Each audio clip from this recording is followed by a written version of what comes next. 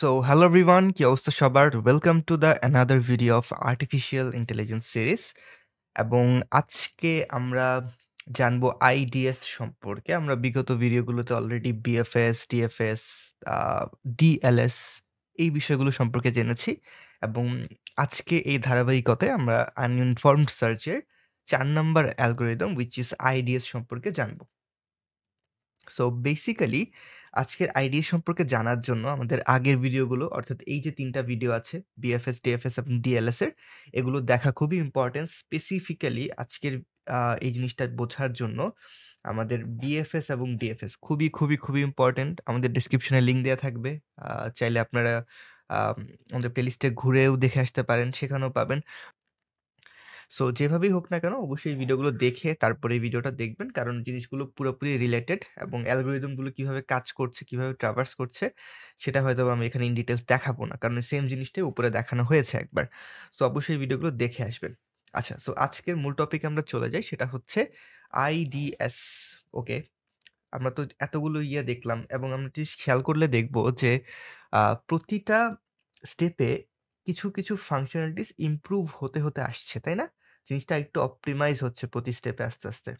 So আজকেও এটার ব্যতিক্রম না। এই আগের ৩ টা থেকে সবথেকে অপ্টিমাইজড ভার্সন হচ্ছে IDS, which is Iterative Deepening Search. Okay, so আমরা যারা প্রোগ্রামিং করি তারা তো অবশ্যই লুপ চিনে থাকি।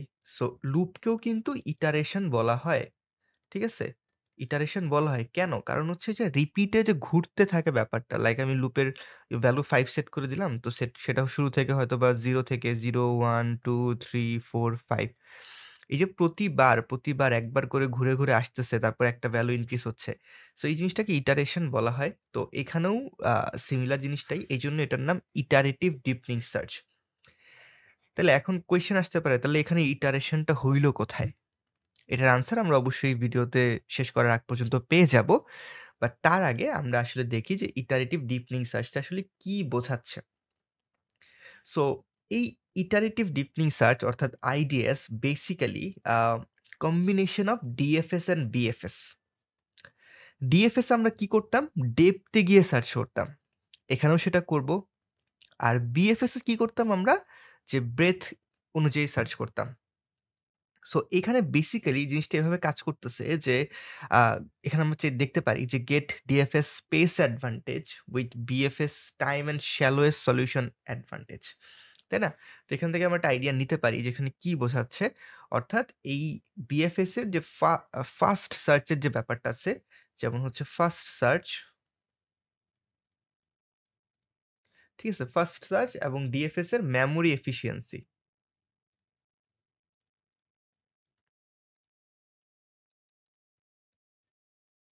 এই ২ টার মিক্সচার হচ্ছে আমাদের এই আইডিয়াস। তো যার কারণে এটা দেখা যায় যে প্রতিটা প্যারামিটারই আইডিয়াস আমার আগেরগুলোর থেকে অনেক বেশি বেটার হয়। সো আমরা আর কথা না বাড়িয়ে আমরা একটু এক্সপ্লেনেশন এর দিকে চলে যাই যে আসলে এই আইডিয়াসটা কিভাবে কাজ করে।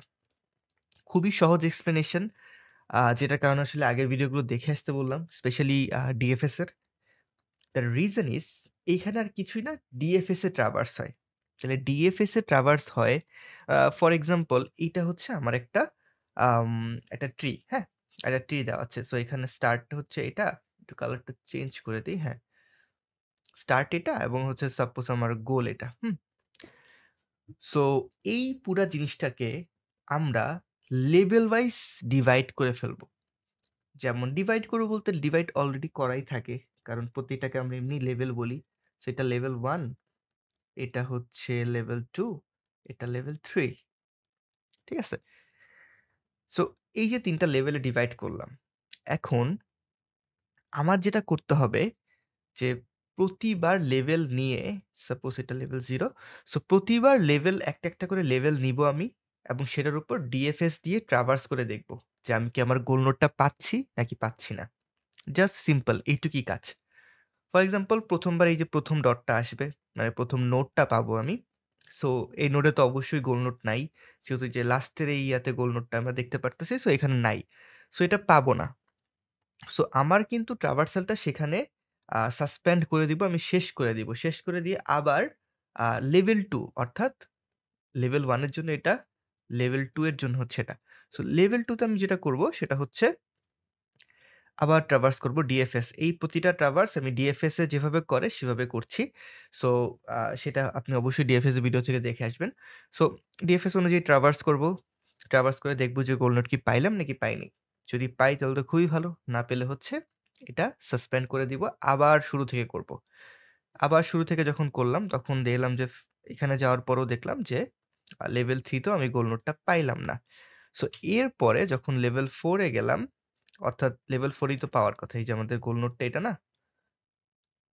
এইটা আমাদের গোল নোট না? সো এটা অবশ্যই এখানেই পাবো, তাই না? তো লেভেল 4 এ গিয়ে যখন দেখলাম যে তখন আমি আসলে গোল নোটটা পেয়ে যাচ্ছি। তাহলে ব্যাপারটা কি দাঁড়াইলো? ব্যাপারটা দাঁড়াইলো যে আমি আ প্রতি লেভেলে ইটারেশন করে যাচ্ছি। ঠিক আছে? অর্থাৎ আমি একেবারেই পুরাটা করতেছি না। এমন হইতে পারে যে অনেক বড় একটা ট্রি আছে, হ্যাঁ? আপনার অনেক বড় মানে ডট দিয়ে এন অ্যামাউন্ট পর্যন্ত অনেক বড় একটা ট্রি আছে। সো সেই ট্রি এর গোল নোটটা দেখলাম যে খুবই কাছে। একদম সামনেই গোল নোট আছে। সো আমার তো আসলে পুরা ট্রি ইয়ে করার দরকার নেই। যতটুক দরকার ঠিক ততটুকু ট্রাভার্স করলেই তো হয়। আমি যদি ডিএফএস এটার মধ্যে দেই, ডেপথ এ চলে যাবে একদম। গোল নোট পাশেই ছিল। সো এই ধরনের কিছু ইস্যু সলভ করার জন্য হচ্ছে তখন আরকি এই কনসেপ্টটা ব্যবহার করা হয়। এবং এই কনসেপ্টের সবচেয়ে মজার বিষয় হচ্ছে এটা আমাদের যেই টেস্টটা আমরা প্রতিটা আ অব প্রতিটা ক্ষেত্রেই করেছি যেটা হচ্ছে কমপ্লিট অপটিমাল টাইম কমপ্লেক্সিটি কি? এই জিনিসগুলো আমরা এটার ক্ষেত্রেও জানবো এবং দেখব যে এটার ক্ষেত্রে আসলে জিনিসগুলো আরো বেশি সলভড, আরো বেশি সুন্দর। যেমন আম এটা কি কমপ্লিট? ইয়েস, ইট ইস কমপ্লিট। কারণ কি? কারণ প্রতিবার যেহেতু একটা ইটারেশন এ যাচ্ছি, সো আমি সলিউশন একবার না একবার পাবোই। না পাওয়া পর্যন্ত তো আমি যাইতেই থাকবো যতক্ষণ পর্যন্ত ট্রি না শেষ হচ্ছে। তাই না? সো সলিউশন পাবো অবশ্যই। এটা কি অপটিমাল? আ ইয়েস, এটা অপটিমাল। বাট আমাদের কি মনে আছে আমরা বিএফএস পড়ার সময় কি পড়েছিলাম? যে এটা optimal but age cost same থাকতে হবে। ঠিক আছে? একটা শর্টকাট যদি আমি বলি এটার ১ম এটাও বিএফএস, এটাও বিএফএস।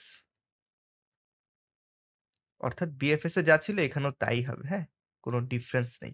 এটাও বিএফএস এর মতো। একটা স্পেস কমপ্লেক্সিটি বলতে একটা জিনিস আছে।